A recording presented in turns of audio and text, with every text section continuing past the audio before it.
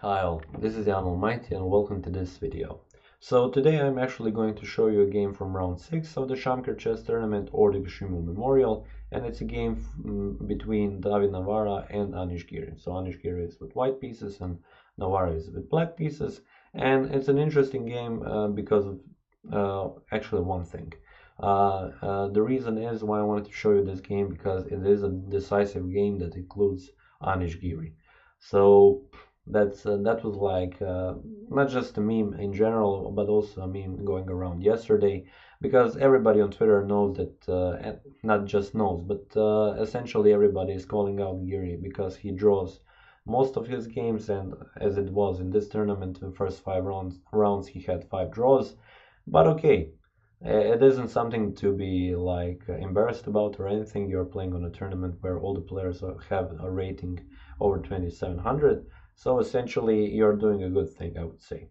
But Giri is kind of in this Twitter war with other people because, yeah, he is very known for his drawish play. So going out at the opening with draws, having repetition of moves after some move, offering draws. Essentially, yeah, just going for draws and not actually showing some exciting play. While on the other hand, you have players like Magnus Carlsen, who tries to go for a win in every game. And it's not just his opening variations, you can just see in him that he wants to win at any cost. So people would definitely like to see 10 Carlsens playing against each other, because they would see very exciting games, rather than 10 Giris, which would probably draw all the games in the tournament. But that's how it is. It isn't a bad thing. I'm not saying this to bash Giri or anything. I'm actually really impressed that the guy can draw against any player in the world anytime he wants, because essentially it is a really hard task to beat Giri. He is a player over 2700. He maybe draws all the games, but the one you win against him you should definitely cherish. So we have a decisive game with David Navara, but this time it went Giri's way, and it happened like this. We saw it like Caro-Kann, so e4 c6, and after d4 d5 we saw the advanced variation. And after bishop to f5, Giri doesn't go for the bayonets with g4 and h4. He plays knight to f3, which is the main variation. We saw e6 and bishop to e2, and now c5. I wanted to stop at this position just to talk about a little bit those advanced variations. So it is very similar to the French advanced variation, but black has developed this light square bishop, so definitely advantage. But also because of that, white would also like to have an advantage, and that is that he has time to play bishop to e3. In the French variation, already there is knight to c6 and queen to b6, so this b2 pawn will be attacked. But now we saw queen to b6 by Navara, but knight to c3 now. White is giving up a pawn there, but is it actually good to capture it? There has been a lot of debate about capturing the b2 poisonous pawn, and most of the variations where it is possible have been heavily analyzed, and in the end you don't really want to go this path. So people who play this variation definitely should know how to counter it, and in the end they will go out being as a player with a better position or even a better material. So you should definitely know about it if you tend to play this. And of course Giri is a guy who will know how to play against it. But I'm just going to show you quickly. If queen captures on b2, queen to b1 is here the best move. So one might wonder what happens if queen just picks up a piece. Then we have bishop to d2. And actually the best move is to give up a queen for the rook. If you play queen to a3, there is this queen to b7, the rook will fall, and if the knight doesn't move, he will fall as well. So in the end, white will win the rook, while black has won a pawn and the knight. So definitely better for white here. You don't want to play this, and if you, for example, play something else like queen to a3, then bishop to d2 with threats of knight to b5 and capture on b7. You can capture the queen, rook captures, and then you're threatening to capture here. But if you play b6, knight to b5, and essentially white is much more active, having all of the pieces developed.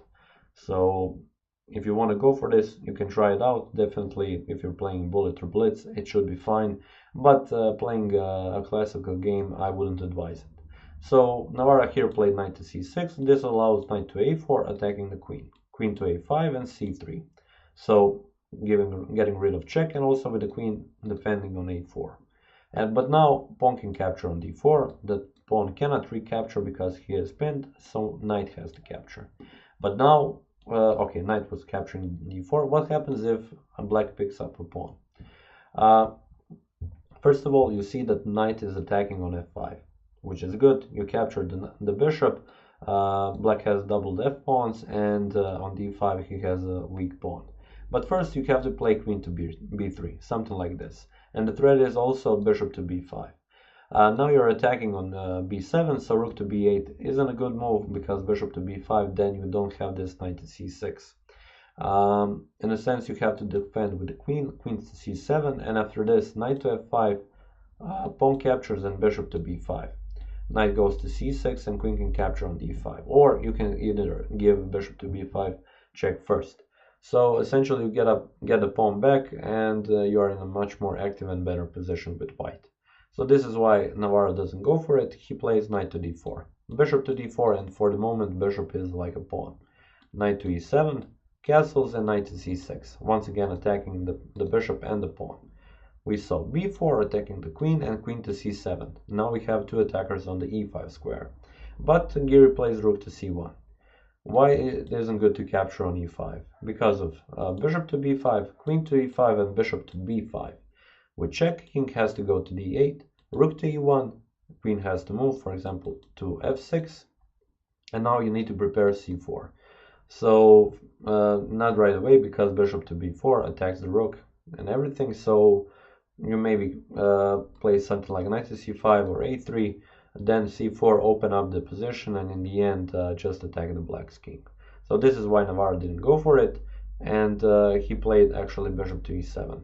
Now we saw g4, now a bit of a running around with the bishop to e4, f3, bishop to g6, and f4. Now f5 is a threat, so bishop to e4 once again, and now knight to c5. The problem is, probably at some point white would like to capture on e4, because this bishop on this diagonal is kind of annoying for the white king. And also, if bishop captures on c5, bishop captures on c5, and in the end black cannot go to kingside castle anytime soon, so it isn't something you would want to do. Here we saw a5 and bishop to e3, so moving the bishop out of the way so the knight cannot capture it. Pawn captures and pawn captures, and once again Giri is in a position where he gives up now two pawns, but it isn't good to capture either of those pawns. So if you capture this pawn, knight to e4, discard attack to the queen. So you just want a piece. If you capture this pawn, then once again capture, and b5. The knight is pinned because of the rook, and you lose it.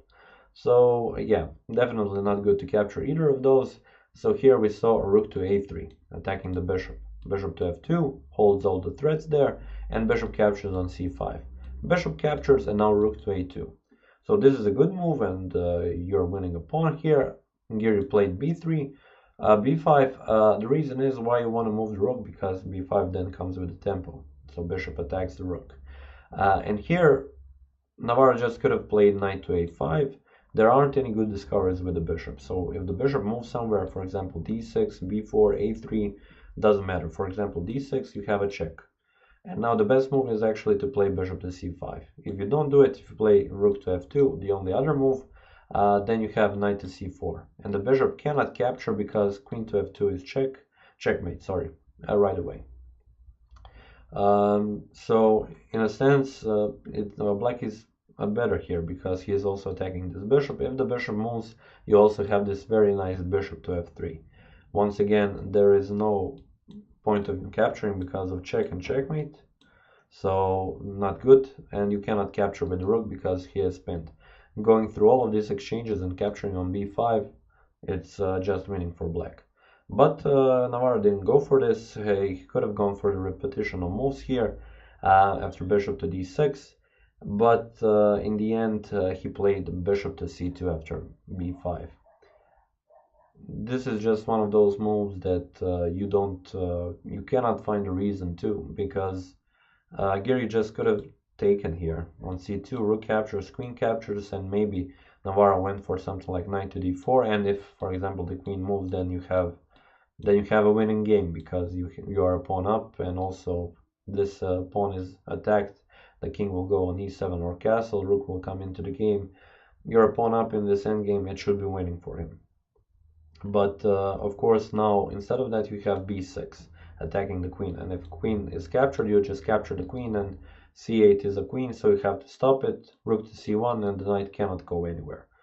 So it doesn't really work, but okay.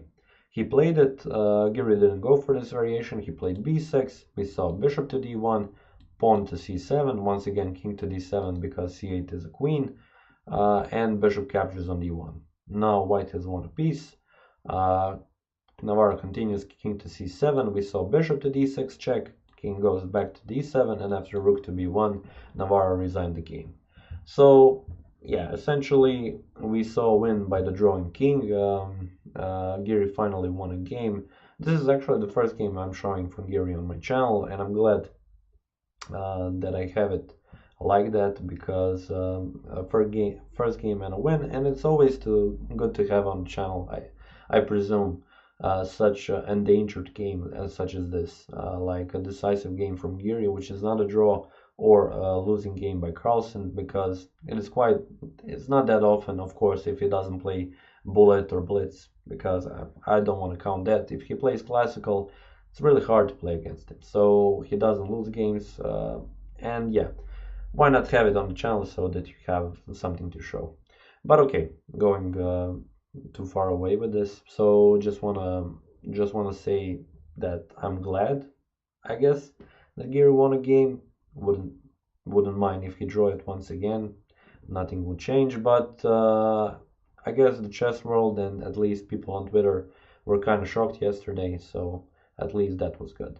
So yeah, this is pretty much it for this video. I would like to thank you for watching it, and I will see you next time.